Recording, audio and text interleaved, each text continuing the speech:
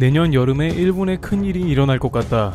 아베 총리가 이것 때문에 도망간 것일까? 현재 일본 스가 내각의 야심찬 2021년 구상이 발표되면서 일본에 적지 않은 동요가 일어나고 있습니다.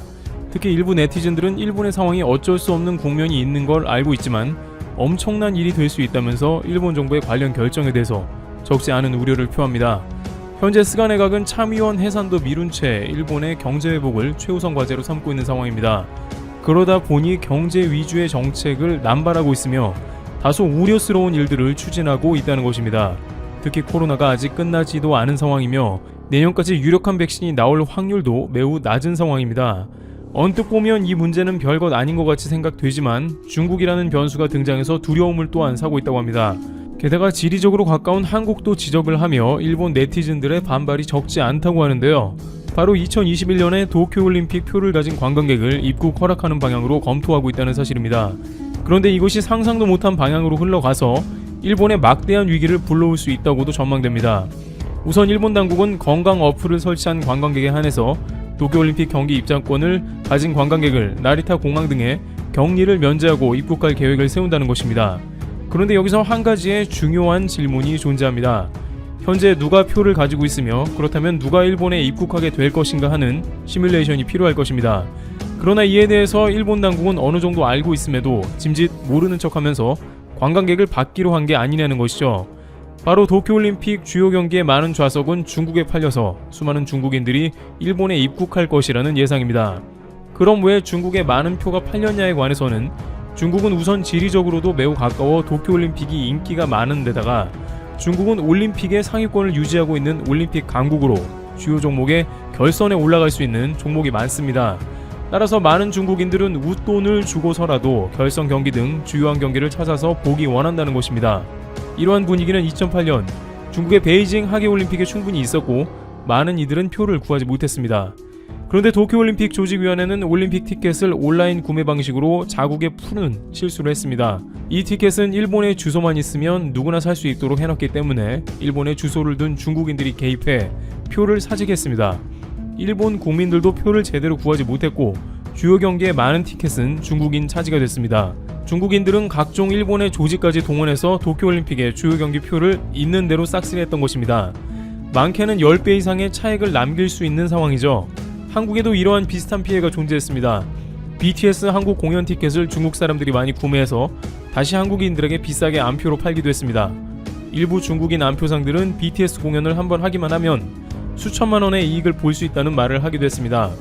결국 이러한 암표상의 행태는 중국인들에게 매우 좋은 돈벌이 수단이 되어 있고 그들은 준비되어 있었습니다. 따라서 허술하게 풀려버린 도쿄올림픽 티켓 중에 상당히 많은 숫자가 중국 관광객들 손에 들어가게 된 것입니다. 그런데 뜻하지 않게 코로나 바이러스가 등장하면서 도쿄올림픽이 취소되고 연기된 상황이 나온 것이죠.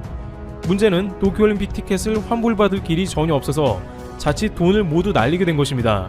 일본 도쿄올림픽 조직위원회는 사전구매 티켓을 환불해주겠다고 말은 했는데 실제로 환불을 안 해주고 있습니다. 일각에서는 올림픽 규정을 제시하면서 천재지변 등의 이유로 올림픽 취소 시 환불 불가라는 입장도 나왔습니다. 그런데 아베 총리의 바톤을 이어받은 스가 내각에서 올림픽 강연과 더불어 입국 허가도 하겠다는 의사를 밝히자 기존의 표를 대거로 구매한 중국인들은 이제는 일본에 입국할 수 있다는 전망이 나오고 있는 것입니다. 일본이 두려워하는 것은 과연 중국에서 넘어온 관광객이 격리도 없이 일본에 대거 입국하는 문제에 대해서 충분한 검토가 있냐는 것입니다. 물론 중국은 현재 본토 확진자가 거의 제로에 가깝다고 호언장담하고 있으며 이번 명절 기간에도 코로나 바이러스가 처음 보였던 우한을 비롯해서 많은 장소에서 사람들이 마스크 없이 다니면서 코로나가 종식 단계에 이르렀다고 주장합니다. 그러나 다른 한편에서는 중국은 정보가 투명시 못하며 제대로 공개를 안 하고 있기 때문에 얼마나 많은 무증상 혹은 유증상 감염자가 있을지 모른다는 말도 나옵니다. 또한 초기 코로나 바이러스 출현 시에 중국 일부 관광객이 증상을 숨기고 해열제를 먹어 유럽 관광을 하기도 했습니다. 물론 일본의 코로나 확진자도 적지 않을 것으로 예상되나 중국의 관광객이 대거 입국하는 것은 크게 걸리는 점입니다. 또한 중국 관광객뿐만 아니라 전 세계에 퍼져 있는 무증상, 유증상 관광객이 일본에 집결하는 것도 문제입니다. 이러다 보니 일본 국민들은 도쿄올림픽을 취소하거나 굳이 하려면 무관중으로 해야 하는 게 당연하다면서 단순히 건강체크 앱을 깔고 체온 체크를 한다고 해서 코로나 외부 유입이 차단될 것이냐는 의미입니다. 그렇지만 새롭게 출범한 스가 내각은 당장 아베 총리가 마무리하지 않은 작업들로 눈코 틀 새가 없다고 합니다. 그러면서 TV에 전문가들이 나와서 믿을 수 없는 말들을 하며 스가 내각을 뒷받침하고 있는데요. 지난 4일 아사히 TV에서는 일본 교토대학원의 야스히코 교수가 출연해 일본은 100%의 면역을 완성했다고 말하며 코로나가 사실상 종식되었고 더 이상 사람들의 이동을 막을 필요가 없다는 발언을 하기도 했습니다. 일본은 코로나가 끝났다고 대학원 교수가 발언한 것이죠. 현재 유럽 전역은 다시 코로나가 창궐하고 있으며 미국 일부 주는 겨울이 되자 감염자가 급증하고 있으며 방역을 잘하는 한국도 살얼음판인 이 위중한 상황에 일본 전문가들은 TV에 나와서 아무런 근거 없는 일본의 100% 면역 완성이라는 타이틀을 들고 나와 말하고 있습니다. 이에 관해서 일본 소식통들은 아무래도 10월부터 좀 더 활성화되는 고우트 트래블 캠페인으로 인해서 일본 정부에서 안심하라는 차원에서 저러한 전문가들이 정부 정책을 뒷받침하려고 출연한다고 지적합니다. 야스히코 교수는 그럴듯하게 일본은 방역이 허술해서 이미 모든 이들이 코로나 바이러스에 감염됐다면서 이제는 면역이 거의 완성되었다고 전하고 있습니다. 사회자는 그럼 개인 방역을 어떻게 해야 합니까? 라고 묻자 그는 평상시처럼 지내면 되고 마스크도 필요 없이 그냥 코로나가 없을 때처럼 지내라고 말했습니다. 그러면서 10월 말에는 코로나 종식이 될 거라고 본다는 것이죠. 일본 정부와 그를 떠받치는 각종 전문가들은 이렇게 일본 경제를 살리기 위해서 말도 안 되는 정책을 펴니다. 당장 한국의 경우만 해도 일본의 정책이 바뀌었습니다. 한국과 일본이 양국 기업인에 대한 입국 제한을 이번 달부터 완화하기로 합의한 것으로 나온 것이죠. 이에 따라 지난 3월 초 일본이 코로나19 확산 방지를 위해 기습적으로 한국인 등의 입국을 막으면서 빗장이 걸렸던 양국 간 인적 교류가 일부 회복되어 양국 간 경제 교류에도 숨통이 트일 전망이라는 보도가 나옵니다. 4일 복수의 외교 소식통에 따르면 한일 양국 정부는 이번 달 중으로 기업인 입국 제한을 완화키로 한 협상을 사실상 타결하고 현재 합의 문안을 조율 중인 것으로 전해졌습니다. 이러한 움직임은 내년 도쿄올림픽에서도 기존의 일본의 관광으로 도와주던 한국과 중국을 대거 받아들여서 관광으로 경제를 활성화시키겠다는 포부가 들어간 겁니다. 한국도 올림픽에 적극 초청할 것으로 보입니다. 일본 네티즌들은 한국은 노 저펜인데 어떻게 양국 교류가 시작된 것이냐며 극렬한 반대 의사를 보입니다. 반대로 한국에서도 방역이 위태위태한데 일본의 무증상 감염자를 받아들일 수는 없다고 맞서고 있습니다만 양국이 워낙 경제로 얽힌 게 깊다 보니 산업계에서부터 일단 교류를 해야 한다는 주장이 나와 이렇게 된 것이죠. 양국 정부는 이르면 이번 주 초 구체적 합의 내용을 공개할 것으로 보입니다. 여기서 주목할 것은 양자 간의 자가격리가 면제되는 방안을 본격 도입할 것이라는 것입니다.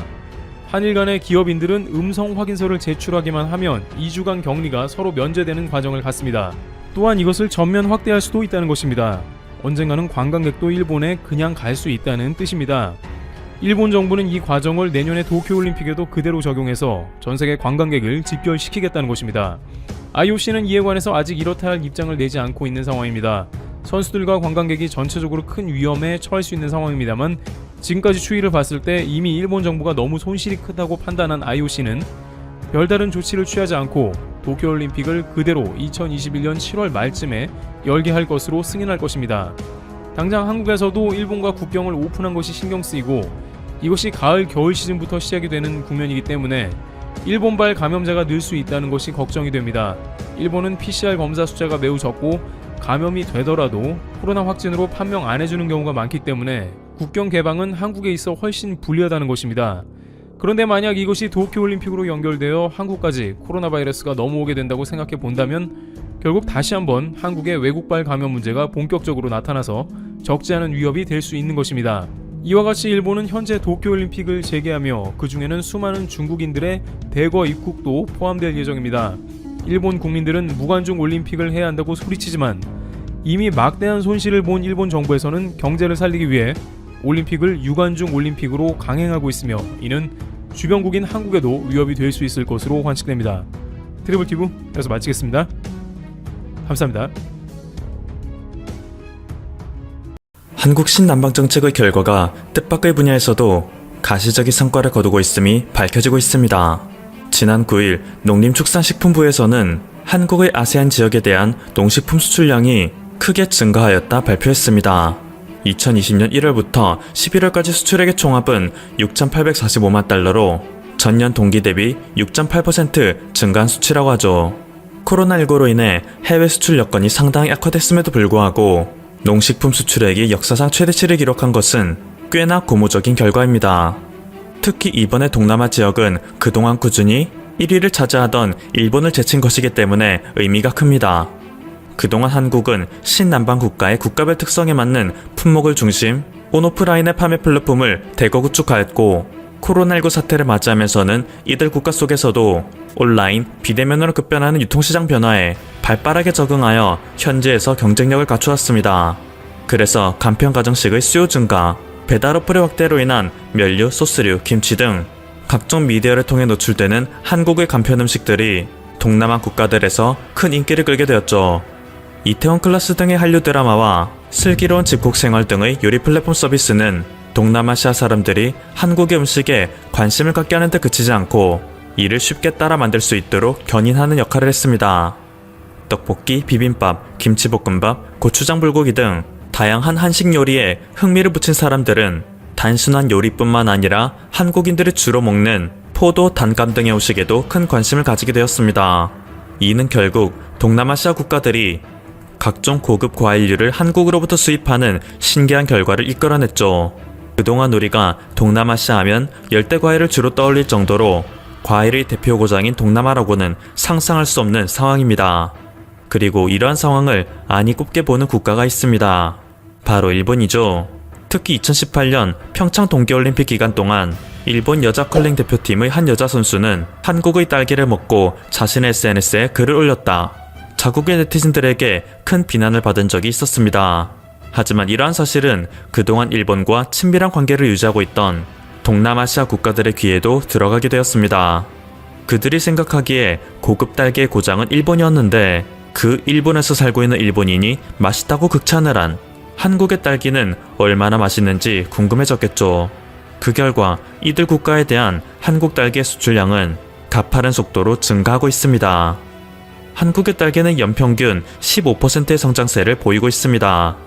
싱가포르, 말레이시아, 태국 등에 수출되며 현재까지 5,400만 달러의 외화를 벌어들였습니다.